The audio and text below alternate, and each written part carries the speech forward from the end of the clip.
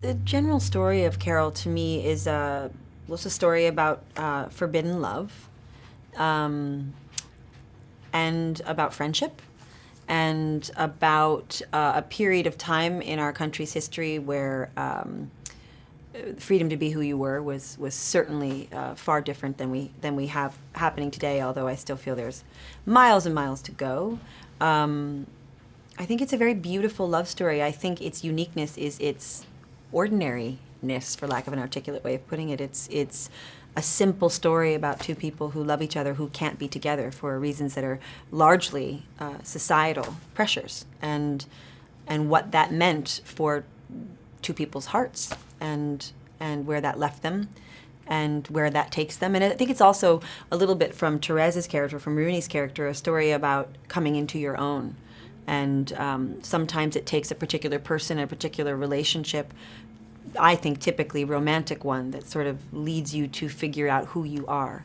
And it doesn't mean you'll always stay with that person forever, but it kind of helps you to arrive at the person you're meant to be in the world. I didn't think that I wanted to be a part of it because the story meant something to me. I thought I wanted to be a part of it because I'm not an idiot, and I want to work with Todd Haynes, and I want to work with Kate, and I want to work with Rooney. And I thought the script was so beautiful, and I was pretty well versed in the Patricia Highsmith of it all.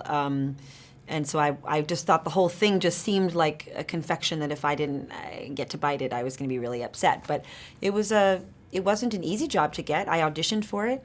There were many girls, more famous girls than me. I am famous, many more girls who are more famous than I am. I always can't figure out the I and the me. Yeah, thank you. And on camera, no less. That's really charming. So I knew it was going to be hard to get, and so I chased it very seriously. But Todd, doesn't do sort of auditions in person, so I went and made a tape, and he had seen 12 Years a Slave, so I think he had a interest in me from that. But there were a lot of girls who were vying for the part because it was, in a movie like this that is a character-driven piece, a substantial part of the story that was a gettable, attainable role because they already had two very, very famous women, carrying the whole thing. So when something like that is possible, all the dogs come out and everybody wants it. So it wasn't so much that I didn't think that it wasn't an important story to be a part of. It just wasn't the motivating factor for me. It was more of a greedy actress who wanted a part in a movie that I thought was going to be really special. I play Abby, who is a former lover of Kate's character, Carol, and who then, when she cannot have Kate in a romantic way anymore, she chooses to stay in her life to be her confidant and her best friend. And Therese comes along and is, I think, quite threatening to Abby, and is clearly turning Carol's head in a way that I think feels scary for her. At the same time, her love for her friend and her true desire for her friend to be happy and have a life that she should have. Abby's not married. She doesn't have to sort of deal with that part of the societal reality. She never chose to do that. And so Carol has a bigger sort of hurdle to climb. So she just wants to be there as as a real support for Carol. But it does cost her something. I've said this before, but I think Todd does this incredibly beautiful mix of hyper reality mixed with hyper cinematic fantasy and beauty.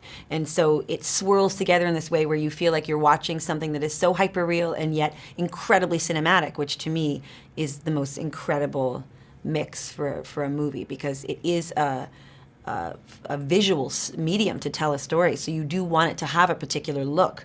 Otherwise, you could read the book. This is being brought to life and being given, a pulse and breath and a heart. And that is completely due to Todd and to the incredible performances of Kate and Rooney and Sandy Powell, who I think is like one of the greatest costume designers working, and not to mention Ed Lachman, who made the movie look unlike the other Todd Haynes movies that are set in this time period, which I think is a real feat, in shooting on 16 millimeter film and all of that gives it the texture that it has, that I think just elevates it to a whole nother level. The music, there's not a single thing about the movie that doesn't sort of work at its peak. And that it's like lightning in a bottle. It never really happens, rarely happens.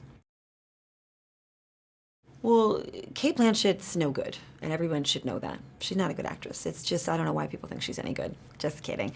She's the greatest actress we have, I think. She was incredibly intimidating to me at first, in theory, from a distance. You know, I had been watching her movies for years and have always sort of revered her. And so the idea that I was going to be asked to speak a cogent thought and carry on a conversation or pretend to be a person just casually talking to her in a scene was, to me, the acting event of my lifetime, because she's a very formidable presence, and at the same time, we were laughing and joking and you know, created a kind of immediate friend story between us that had history and texture and a layer to it that happened kind of organically. We didn't have a conversation about it. We had a little rehearsal with Todd where we were talking about some of our backstory, but some of it was both of us just sort of instinctually brought friendship history to it from our own experiences and sort of smushed it on top of this stuff, and then a natural organic thing happened where we really make each other laugh, and that was a wonderful component. But I think, you know, when you read the way the character of Carol's described by Highsmith, the color of her eyes, and